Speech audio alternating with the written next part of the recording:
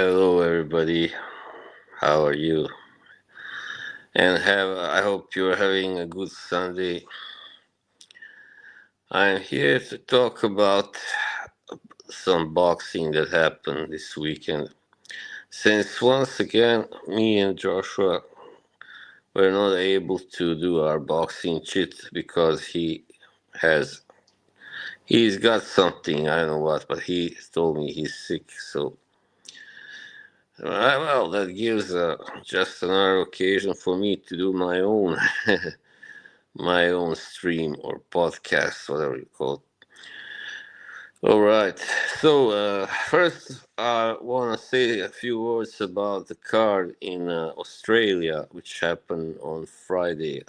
Yeah, I believe. Yeah. First of all, George Cambosos Jr. He returned. He was originally supposed to fight Daud Jordan, but he was, I guess, deemed unfit to fight by the doctors. And yeah, I mean, maybe just as well for him, Daud Jordan, or AKA Sino Jordan. He has been fighting for a very long time now and has lost a few fights, has been stopped before. And I don't think he could have offered much here in this fight either. But the his replacement was a guy called Wiley. I forgot the first name, but he offered a pretty good resistance against George Cambosos.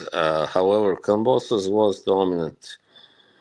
Well, he gave a pretty impressive performance, and he won on points. And congratulations to him, when he made that huge upset against Teofimo Lopez. He pulled it off. Yeah, everybody was stunned. He really stunned the boxing world. I think that's one of the biggest upsets of this century, anyway, for sure. And yeah, now he's back, and after this victory, I think he's still at 135. Yeah, I think he is. Well, he never should have taken that rematch with Haney. There's no way he can beat Haney. He just is all wrong for him style wise. He is better against guys who come forward also, like Teofimo does. And I mean, even though Teofimo can also box, I mean, Haney is a much more elusive fighter and even more clever. And yeah, so Cambosos should now fight someone, uh, who is a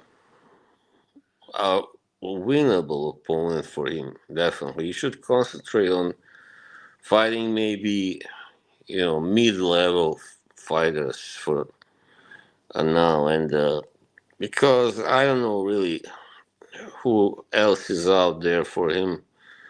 I mean, I'm sure there is somebody for that he could fight and get something from it. And but yeah, just he must be realistic. That's what I'm trying to say. He did pull off the upset against Lopez, but that was it. It was still a close fight. I mean, it was, yeah, thanks to a knockdown that he probably won that fight and stuff like that. So. But yeah, he's a very, very aggressive and energetic fighter. Never say die fighter. Never quits. Tough. Only problem is that he lacks that big punch. He had, had if he had that punch, definitely then I think. I mean, it would be possible to even go even further in his success. But he chose to fight Devin Haney. That was a bad, bad decision. I would have never taken that fight if I was him. Just too clever, too elusive, too good for him. And too fast even, I think. Maybe, I don't know. So, yeah, um, that was about Kambosos. Really pretty entertaining fight it was. Yeah. So, another fight, which was a women's fight from the same card, it was a title fight. It was Sky Nicholson versus Tiara Brown. And for the first time in her career, sorry, Sky Nicholson experienced defeat, even though it was by a split decision, and it was a close fight, definitely. And yeah, I mean, I don't know. I will have to see it again to just because I haven't really scored it. I just watched I did see the fight, but I gotta see it again. It was early in the morning, and after I just got up but yeah, to me it looked like in the later rounds that in the last half the fight, Tiara Brown kind of was more aggressive and probably outlanded Sky Nicholson there. I think Sky was probably best in the first 5 rounds, and yeah, I mean it's hard to say who really won, but I guess Tiara Brown.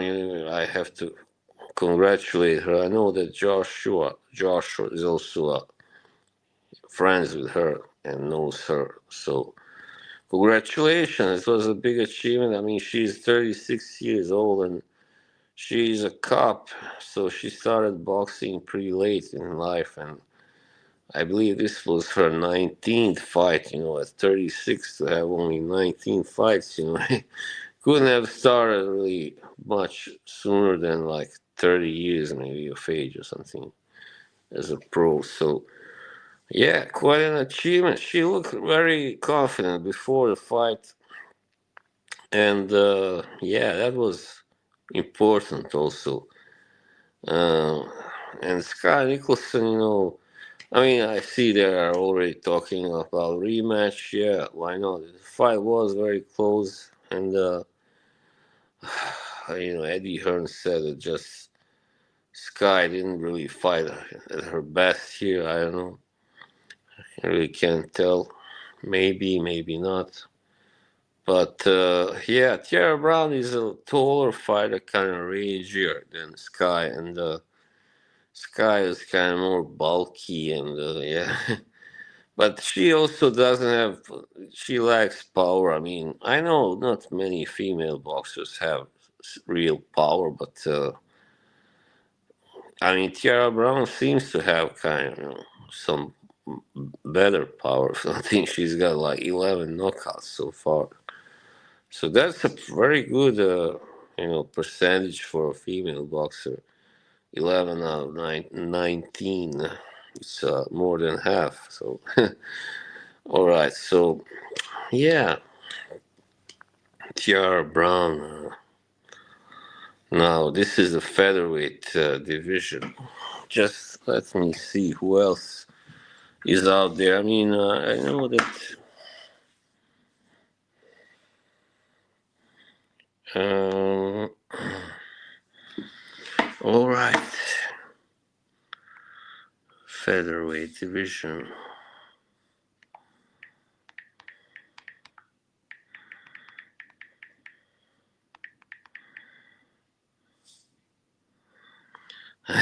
Bear with me. We go to the rankings, all right. Amanda Serrano, wow, that's right. Amanda is out there. Well, that would be a really good fight. I mean, exciting fight. But I think they should probably. Uh, well, this is outdated. The ratings have Sky Nicholson at number 1, while Amanda is like the champion there. So now, obviously, Sky is no longer at number 1. But after eventually the rematch between Sky and Tiara, whoever wins that rematch, she should get to fight Amanda Serrano.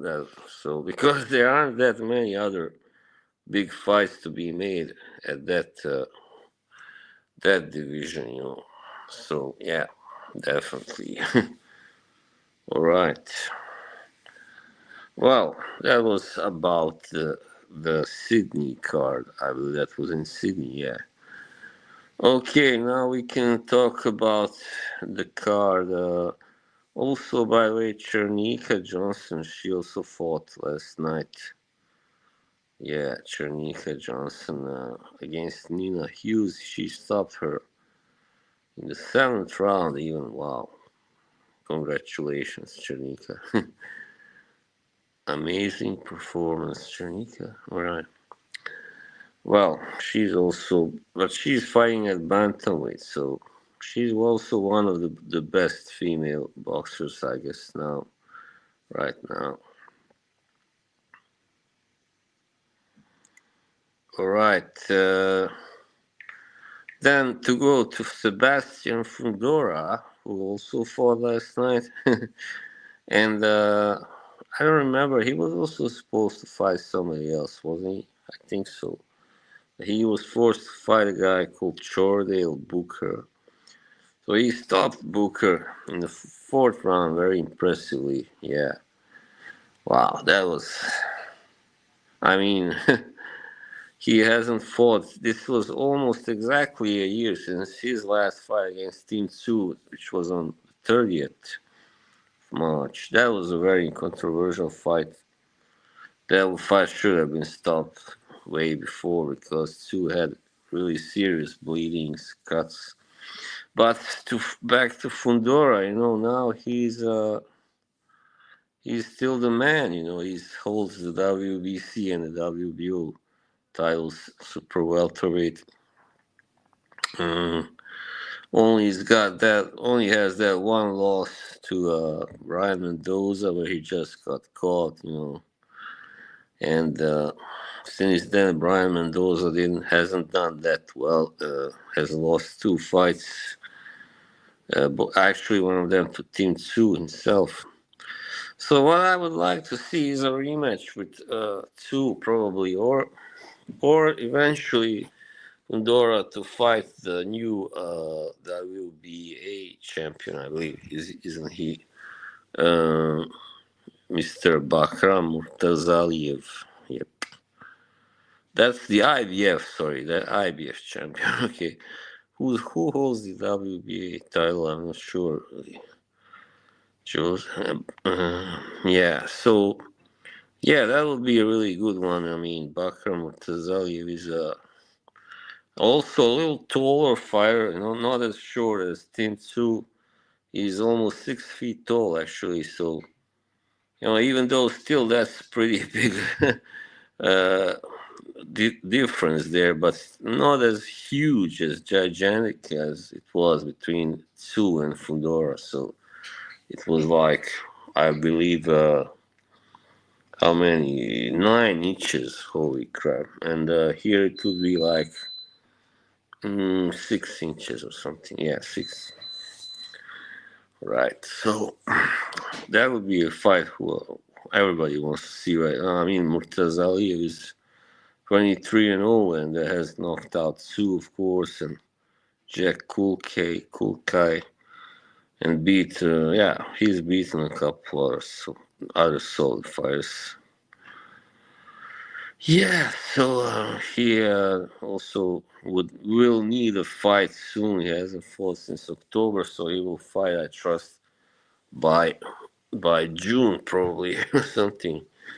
Yeah, sometimes these promoters they are not so good at getting fights. Maybe some like with Callum Smith, the one fight gets canceled and then they just wait. They don't find they because they don't wanna. Maybe they feel like the fighter feels it's beneath his dignity to take an easier fight. In the meanwhile, tune up. But that shouldn't be so. It's the wrong mentality, of course, very wrong. And yeah, so Fundora won. What other fights? Sorry, uh, Did I catch? There was a fight between, well, I don't really know those guys.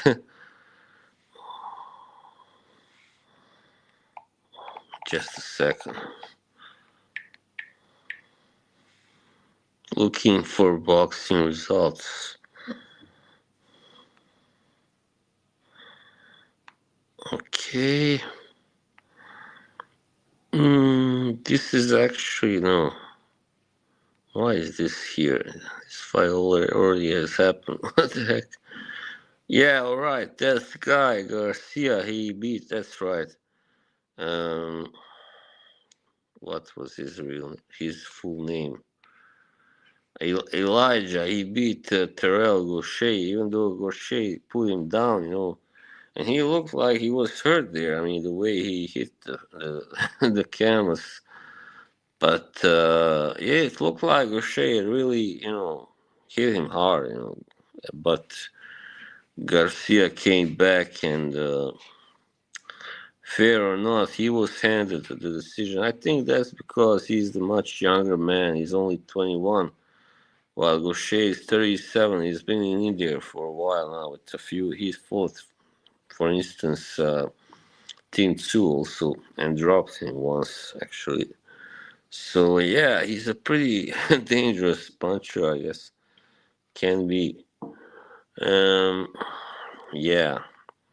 So, Elijah Garcia, he already has one loss. I don't think he will. Right now, it doesn't look like he will really do so well, but we will see anyway. And there was this fight, yeah, that I just watched some highlights. Ramos versus Scram or Schramm. Jesus Ramos, he stopped this guy. Guido Emmanuel Schramm from Argentina, right, in the 7th round, right. Okay. Yep. That was, it seems like a good fight. Okay, just a second, we're gonna see what else happened last night. Well, yeah, it seems like that's pretty much it. I mean, right now there aren't so many really big important fights, but next month there will be more. Yep, we're gonna go to box track first.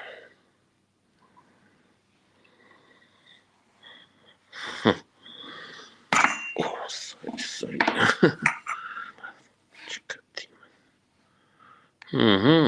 Right.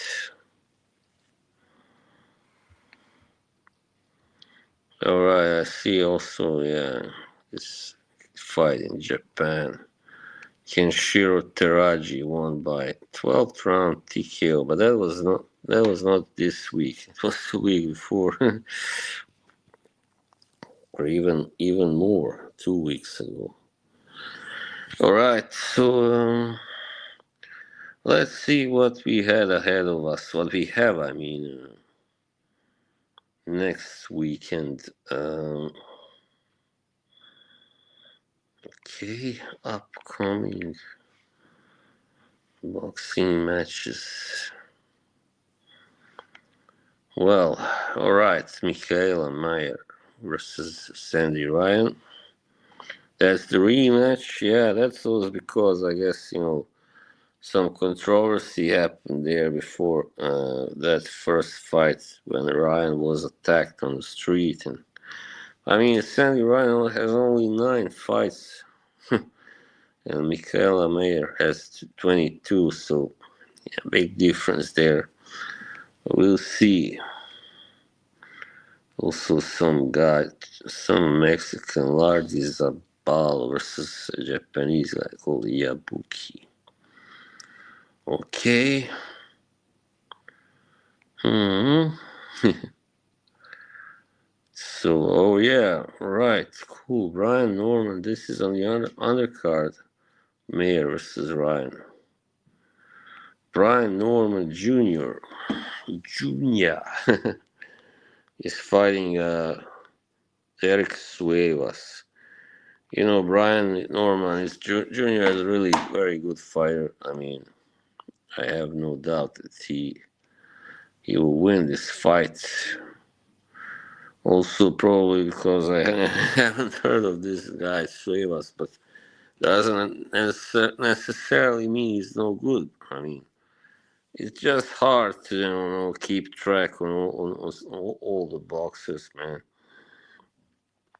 So Brian Norman Jr. Um, yeah. What else? Also, this is Jose Zepeda. Oh no, sorry, William Zepeda. Is this the all right versus Darren Farmer, the rematch? This is for the interim WBC lightweight championship. All right. Yeah, the second fight. Yeah, I thought the first fight was kind of. I didn't quite agree with the decision. Probably should have been a draw that one. Yeah. And what else? There's nothing else to say. So this is on yes next Saturday in Cancun. Right. Well, Tevin Farmer has been around now for a while. He's 34. And this guy, William Zepeda, is 28. He's in his prime. He's a taller guy. But I like the way Farmer fought in the first fight. He fought the right fight, but the problem was he didn't do it from the very first round. Or it took him some rounds to really get into his rhythm, and that's why I guess he lost the decision. But he did manage to kind of stagger Zepeda a couple of times, and yeah, just kind of look better in the overall. When you think about when you look at the punches, the best punches that landed in the fight, it looked like he had landed more of the best punches. Tevin Farmer, hello, whoever you are. Is it just Frank? Oh, there he goes. Damn it. Nobody wants to watch me today. Isn't that sad? And, okay. Yeah, so anyway, the rematch. I'm glad that Tevin Farmer is getting to the rematch. He deserved it, as I said. He deserved at least a draw in the first fight. I'm not that impressed with William Zepeda, really. I must say, he's just one of those tall, lanky guys who use their height and reach to just, jab, jab, jab, and stick their jab in the opponent's faces. And yeah, I'm not a big fan. I was never a fan of Ricky Burns. Also, that's because he used his, height and reach always. His his physical advantages. I just don't like fighters who rely on that. Also, we have Oscar Collazo. Wow, the best minimum weight in the world, fighting on Saturday. Great. What's this? People just keep popping up and then just leaving. Hell, that's not nice, is it? This is for the WBO minimum weight title and the ring strawweight. They call it a strawweight. I actually like that better because minimum weight sounds so negative, and strawweight kind of sounds cool, nice. Yep. Um. All right. Well, Collazo, he's the best here. I don't think he has a real kind of competitor or rival. Not yet. Oh yeah, there's this BS. charade of a fight between KSI and Dylan Dennis.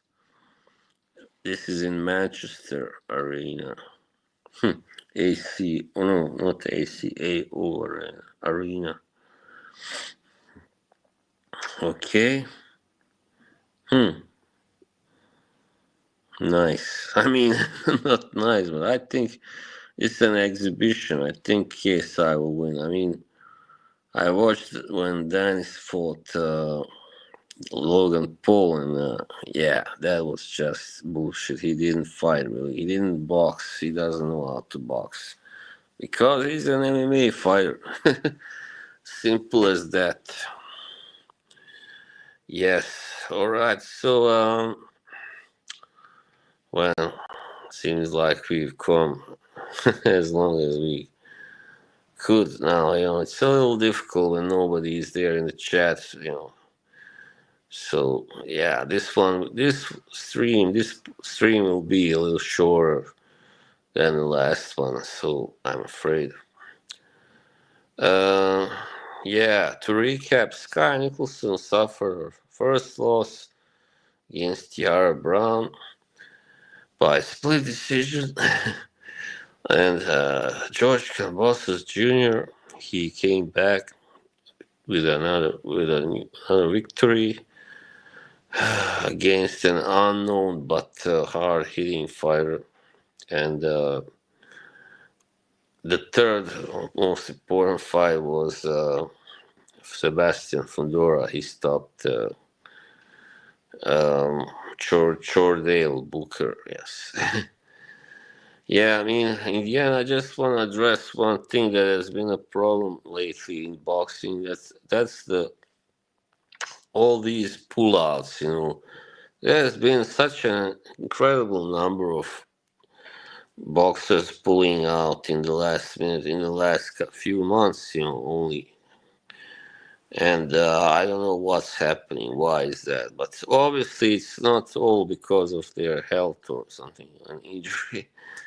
I don't like the state that boxing is in right now, actually, because it seems like too often these boxers, maybe they are not happy about something, about something they got in the contract, or I don't know, or maybe they don't feel like fighting just that day, that night. I don't know. It's weird, but believe me, it can happen. Has happened. So they just pull out, like few days before the fight's supposed to happen. I mean, we also saw that with Daniel Dubois. That was just BS, of course. I mean, they should have canceled the fight instead of giving us that bullshit fight with Parker and Bacoli, of course. Yeah, I'm not a fan of that at all. And if you cannot give us both fighters that we were supposed to watch, then don't give us a crappier version, the substitute version of the fight. That's the worst thing. But it's all about the money and getting paid. So yeah, unfortunately, we get the subs too often. Yeah. So okay, I think I said what I wanted to say. Um, yeah. Right now, my channel doesn't have many subscribers, but it takes time. It takes time. But yeah, hopefully, I will be back next week with Joshua and in the boxing shit. And yep. Until then, just have a nice Sunday, alright, and enjoy everything. Alright, see you. Bye. Good.